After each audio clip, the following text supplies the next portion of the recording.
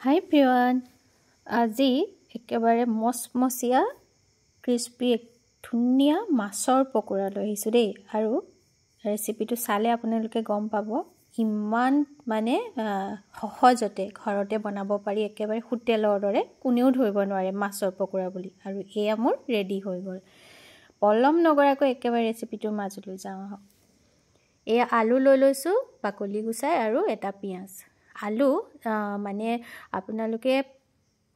পকোৰা যিমান বনাব খোজে কিমানজন মানুহৰ হিচাপত বনাব খোজে সেই হিচাপত আলুটো বঢ়াই ল'ব লাগিব মই 3জন সদস্যৰ কাৰণে লৈছোঁ সেইকাৰণে এটা আলু লৈ লৈছোঁ আৰু আলুটো এনেকৈ অলপ পাতলাকৈ কাটি ল'লোঁ আৰু এতিয়া পিঁয়াজটো কাটি লৈছোঁ আলু যদি বেছি মানুহ হয় তেতিয়া দুটামান দি দিব লাগে কিন্তু বহুত বেছি আলু হ'লেও খাবলৈ বেয়া হ'ব মাছৰ পকোৰা যেহেতু খাইছেনে বাৰু আপোনালোকে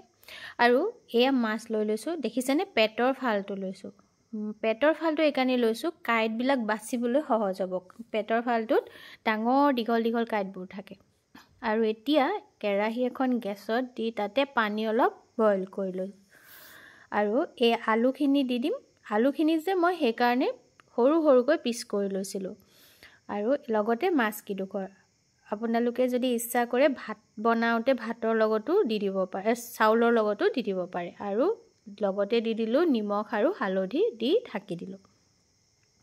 আলুখিনি এনেকৈ যদি সিজোৱা হয় এনেকৈ যদি কাটি দিয়া হয় সোনকালে সিজে কাৰণ মাছখিনি সিজোতে বেছি সময় নালাগে একদম কম সময়তে 5 মিনিট নালাগে 3-4 মিনিটতে সিজি যায় উতলা পানী দি দিলে আৰু এতিয়া এইখিনি মোৰ হৈ গৈছে মই নমাই লওঁ এইখিনি এয়া চাওক হৈ গ'ল আৰু এতিয়া এখন ফুটা খৰাহী বা চালনীত এনেকৈ প্ৰথমতে ইয়াৰ পৰা টুকি ল'ম বইল কৰোঁতে বহুত বেছি পানী দিয়াৰ দৰকাৰ নাই কিন্তু একেবাৰে কম দিলেও কেৰাহীত লাগি যাব আৰু নিহিজিব সেইকাৰণে আৰু এতিয়া এইখিনি গোটেইখিনি কাঢ়ি ল'লোঁ আলুৰে সৈতে সাইড কৰি দিছোঁ অকণমান ঠাণ্ডা হওক আদা নহৰু কেঁচা জলকীয়া পিঁয়াজ এইখিনি এতিয়া পিচি ল'ম পেষ্ট কৰি ল'ম আৰু ইয়াতে বিলাহী এটা নিদিওঁ মই এফাল দিম যিহেতু মই 3জন মানুহৰ জোখত বনাইছোঁ খুব বেছি 8-10টা মান মোৰ ফিছ বল মানে পকোৰা হ'ব এয়া বিলাহী এফাল দি দিলোঁ এতিয়া এইখিনি পেষ্ট হৈ গ'ল দেখিছে এইখিনি এতিয়া সাইড কৰি লওঁ লৈ এই যিখিনি মাছখিনি কাইটখিনি অতৰাই লওঁ আলুখিনিটো পিহি দিলেই হ'ব আৰু পেটৰ ফালটোৰ কাইটখিনি অতৰাবলৈ খুব মানে সুবিধা এয়া দেখিলে আপোনালোকে গম পাব সেইকাৰণে আচলতে পেটৰ সাইডটো ইউজ কৰিছোঁ আপোনালোকে বাৰু কেনেকৈ খায় মাছৰ পকোৰা বনাই খাইছেনে নকলে কোনেও ধৰিব নোৱাৰে আৰু ভাতৰ সৈতে যে খাব লাগিব তেনেকুৱা কথা নাই চাহ জাতীয় বস্তুৰ সৈতেও আপোনালোকে এই পকোৰাটো খাব পাৰিব ইমান টেষ্টি হয় মানে মাছৰ পকোৰা বুলি গমেই নাপাব বহুত ভাল লাগে খাই আৰু এইখিনি মাছখিনিও কাইটবিলাক অতৰাই ফহিয়াই লৈ আলুখিনি সৈতে এতিয়া পিহি ল'ম সিজিলে যিহেতু কেৰাহীত এবাৰ ভাজি দিয়াৰ লগে লগে একেবাৰে মানে পিটিকা হৈয়ে যাব কিন্তু অকণমান আৰু পিহি দিছোঁ এতিয়া এখন কেৰাহী গেছত পাতি লৈ তাতে মাষ্টাৰ্ড অইল এচামুচ দিলোঁ দি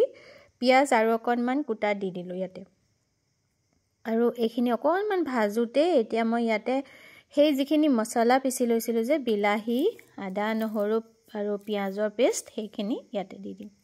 গেছৰ ফ্লেমটো অকণমান মিডিয়াম টু ল' কৰি ল'লে ভাল হয় নহ'লে লগতে লাগি আহে তেতিয়া আকৌ সোৱাদটো নহ'ব আৰু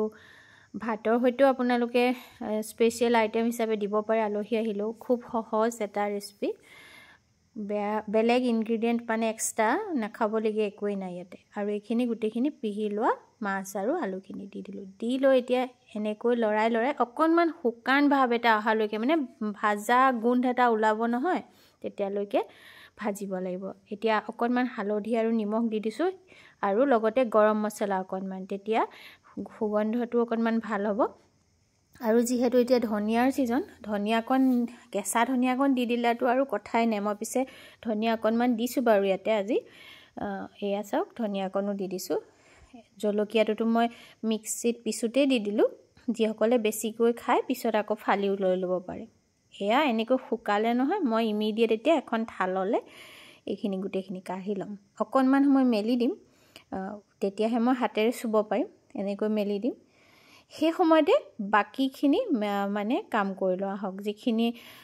বাইন্ডিঙৰ কাম সেইখিনি তাৰ কাৰণে এটা ডিম লৈ লৈছোঁ ডিমটো এতিয়া ইয়াতে অকণমান নিমখ আৰু মোৰ ঘৰতে আছিলে মিক্স হাৰ্বছ নাথাকিলেও নিদিলেও কথা নাই দেই এইখিনি আপোনালোকে তাৰ ঠাইত ধনিয়া গুড়ি অকণমান দি দিওঁ বুলিলেও পাৰে এনেকৈ দি লৈ ধুনীয়াকৈ মই ফেটি ল'লোঁ তেনে সহজ বনাবলৈ দেই খায়ো ভাল লাগে আৰু এইখিনি এতিয়া হাতেৰে অকণমান মঠা নিচিনা কৰি ল'ম লৈ ইয়াতে কি কৰিম জানেনে বাইন্ডিঙৰ কাৰণে মানে বস্তুটো লাডুকেইটা ৰৈ থাকিবৰ কাৰণে ইয়াতে মই কৰ্ণফ্লাৱাৰ দি দিছোঁ আপোনালোকৰ যদি নাথাকে অকণমান 2 চামুচ ময়দা দি দিব কৰ্ণফ্লাৱাৰ যদি থাকে কৰ্ণফ্লাৱাৰ দি দিব নহ'লে ময়দা নহ'লে পিঠাগুড়ি শুকুৱাই লোৱা যদি থাকে তেতিয়াও হ'ব বেছি দিব নালাগে কিন্তু খাবলৈ বেয়া হ'ব মানে কেৱল আৰু বহুতে এনেকুৱা হয় বেচন চেচন বহুত বেছি দি দিয়ে তেনেকৈ দিলেও কিন্তু বেচন খোৱা যেনহে লাগে অকণমান টেষ্টটো সুকীয়া হ'ব লাগে হয়নে নহয় বাৰু আৰু এতিয়া ধুনীয়াকৈ সানি ল'লোঁ লোৱাৰ পিছত আৰু এনেকৈ ধুনীয়াকৈ গোল কৰি লাডু কৰি ল'লোঁ ইয়াতে এতিয়া ছিজনত ভেজিটেবলছ বহুত ওলায় এতিয়া পালেং দি দিব পাৰে ল'ৰা ছোৱালীক খুৱাবৰ কাৰণে ইয়াতে মিহিকৈ কুটি পালেং দি দিব লাগে পালেং ভাজোতে বেছি সময় নালাগে অকণমান সিজিলেই হৈ যায় নহয়নে গাজৰ দি দিব পাৰে বহুত কিবা কিবি বিট এয়া হৈ গ'ল গোটেইকেইটা বল এতিয়া এইখিনি ব্ৰেড ক্ৰাম্বছ দেখিছেনে সেইখিনি কাহিনীটো ক'ম ব্ৰেড ক্ৰাম্বছ মই কেনেকৈ বনালোঁ এতিয়া এয়া প্ৰথম ডুবাই ল'লোঁ ডিমৰ ঘোলটো তাৰপিছত এই ব্ৰেড ক্ৰাম্বছত দি দিছোঁ এই ব্ৰেড ক্ৰাম্বছখিনি মই নিজে ঘৰতে বনোৱা এই ব্ৰিটেনিয়া ৰাস্ক বিস্কুটটো আহে যে সেই বিস্কুটটো গোটেইটো মানে উলিয়াই গুড়ি কৰি লৈছোঁ সেইটো একেই হয় ব্ৰেড ক্ৰাম্বছৰে কাম কৰে কিন্তু মাৰ্কেটত ব্ৰেড ক্ৰাম্বছৰ দাম বহুত তাৰ ঠাইত এইটো একেবাৰে ছেইম কাম হয় আপোনালোকে এইটো ইউজ কৰিব পাৰে নহ'লে ঘৰত যদি সান্দহগুড়ি আছে সেয়াও ইউজ কৰিব পাৰে একদম বিৰাটেই মানে ভাল এটা ব্ৰেড ক্ৰাম্বছৰ কাম কৰা বস্তু হয় সান্দহগুড়িটো আৰু নহ'লে এনেকুৱা ব্ৰিটেনিয়া ৰাস্ক বিস্কুটটো গুড়ি কৰি ল'ব লাগে আৰু এই চাওক মোৰ হৈ গ'ল লাডুকেইটা এতিয়া কেৰাহীত ৰিফাইণ্ড অইল গৰম কৰি ল'লোঁ মই বহুত ডিপ অইলত নাভাজোঁ বহুতে এনেকৈ লাডু কৰি ল'লে ডিপ অইলত ভাজে কিন্তু কি হয় এবাৰ তেল ইউজ কৰাৰ পিছত যি তেলেই নহওক পেলাই দিবলগীয়া হয় কিন্তু বহুত নষ্ট হয় সেইকাৰণে অকণমান গৃহিণী হিচাপে সেইখিনিও ধ্যান ৰাখিবলগীয়া হৈ যায় আপোনালোকৰ ইচ্ছা যদি আপোনালোকে ডিপ অইলত ভাজে অইলখিনি কিন্তু পিছত আকৌ ব্যৱহাৰ নকৰিব হয়তো জানে আজিকালি বহুতে এবাৰ অইল গৰম কৰি কিবা বনোৱাৰ পিছত সেই অইলখিনি আকৌ ৰাখি থ'ব নালাগে সেইটো পয়জন হৈ যায় আৰু এতিয়া এয়া এইখিনি ধুনীয়াকৈ লৰাই চাৰিওটা ছাইড ভাজি ল'ম এই সময়খিনিত এয়া দিওঁতে একেবাৰে ফ্লেমটো ল' কৰি ল'ব লাগে দেই নহ'লে কি হয় জানেনে যিহেতু ব্ৰেড ক্ৰাম্বছ ওপৰত দিয়া হৈছে খুব সহজতে ৰঙচুৱা হৈ আহিব আৰু দেই গুচি যাব সেইকাৰণে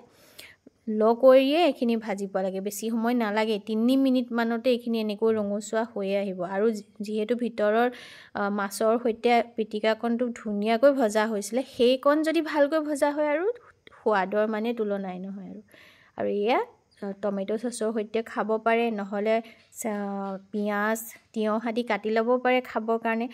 ভাতৰ সৈতেও খাব পাৰে বাৰু যদি ভাল লাগে লাইক কমেণ্ট কৰি মোক জনাব দেই আৰু শ্বেয়াৰ কৰিবলৈ নাপাহৰিব আজিলৈ আহোঁ